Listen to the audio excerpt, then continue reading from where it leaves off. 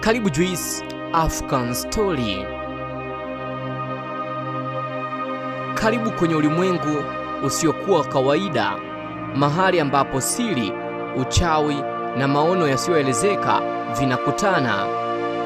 Leo tunachunguza maisha ya mtu mmoja aliyeacha alama isiyofutika kwenye historia ya occultism.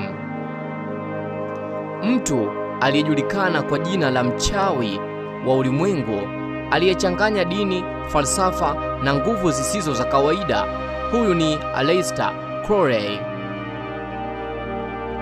Kutoka utotoni mwake alilelewa katika familia ya dini kali hadi kuwa mmoja wa wachawi mashuhuri wa karne ya 20. Maisha yake yalikuwa safari ya majaribu yasiyo ya kawaida. Alipinga kanuni za jamii, alikumbatia uhuru wa kibinafsi na kuunda falsafa mpya ya kiroho inayoitwa Selema. Falsafa hii inasisitiza kupata kusudi halisi la mtu, true will, na kuishi bila vizuizi vya jamii, dini au sheria za kawaida. Lakini Crowley hakuwa tu mwanasayansi wa kiroho. Alikuwa mwandishi, mshairi, msanii na hatimaye mchawi aliyejaribu kila kitu, kutoka meditation na uchawi wa siri hadi mazoezi ya kimwili na kisaikolojia. Safari zake za kiroho zilipelekea Misri, India, Ireland na Marekani, akijaribu kufunua siri za maisha, vijiwe vya kale na nguvu za ajabu ambazo wengi wanashindwa kuzielezea.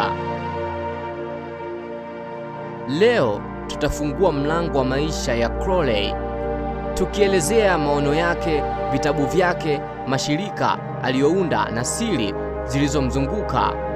Jiandae kuingia kwenye dunia isiyo ya kawaida yenye uchawi, siri na uhuru wa kipekee wa kibinafsi. Huu ni mwanzo tu, kwani maisha ya Aleister Crowley hayakuwa ya kawaida, na historia yake itakushangaza na kukufundisha na kukuvuta zaidi kuliko unavyoweza kufikiria. Karibu kwenye ulimwengu wa Selema. Karibu kwenye hadithi ya mchawi aliyejulikana kama mmoja wa watu maarufu zaidi wa historia. Miaka ya mwanzoni mwa mwaka 1900, Crowley alikuwa ni mchawi hatari katika dunia. Umaarufu wake yeye na imani yake vilisambaa duniani kote. Nchini Algeria kuna sehemu inaitwa Tasil Najel, kwa sasa ni hifadhi ya taifa, lakini zamani, kabla ya miaka 1900, ilikuwa ni sehemu ya kuogopwa mno kuingia kutokana na kuaminika kwamba kuna majini. Hakuna yeyote aliyekuwa amewahi hata kuisogelea.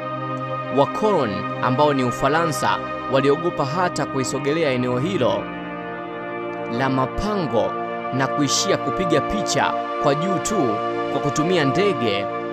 Lakini mwaka wa 1909 mwamba alipopata taarifa za eneo hilo, alienda na kuingia mpaka ndani na kutoka, japo wenzake alioongozana nao walipotelea ndani humo. Crowley alizaliwa Oktoba 12 mwaka 1875 nchini Uingereza. Wakati wa ukuaji wake alianza kufuata imani yake ambayo haipo kwenye dini wala sayansi, imani iliyompa umaarufu mkubwa sana duniani: uchawi. Waumini wake katika ibada zake walikuwa wanalazimika kula keki iitwayo light cake, ambayo ilikuwa inatengenezwa kwa kutumia majimaji yanayotokana mwilini wakati wa sex pamoja na damu ya hedhi. Na ili kuvipata hivyo, walikuwa na ibada inayoitwa ibada ya ngono. Crowley alikuwa anajiona na jinsia mbili, ya kike na kiume, kwani pia alikuwa na wapenzi wa jinsia zote hizo mbili. Imani yake ilikuwa inaitwa Selema. Katika siku zake za mwisho za uhai wake, Crowley alikuwa anahitaji kuchomwa sindano ya morphine kila siku ili aendelee kuwa imara.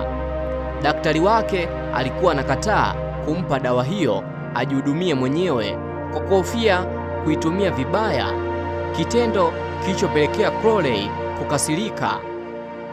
Inaelezwa kwamba kufuatia kasiriko hilo, Crowley alimwambia daktari wake anampa laana. Ajabu ni kwamba dokta huyo hakumaliza saa 24 alikutwa amefariki dunia. Crowley alifariki mwaka 1947 akiwa na umri wa miaka 72 nchini Uingereza, na mwili wake ulichomwa moto. Baada ya kifo chake kulipatikana na hati ambayo alichora mistari na michoro isiyoeleweka, na hakuna hata mmoja wa wachawi aliyeweza kuitafsiri hati hii. Hati hii kwa sasa iko kwenye jumba la makumbusho huko Uingereza.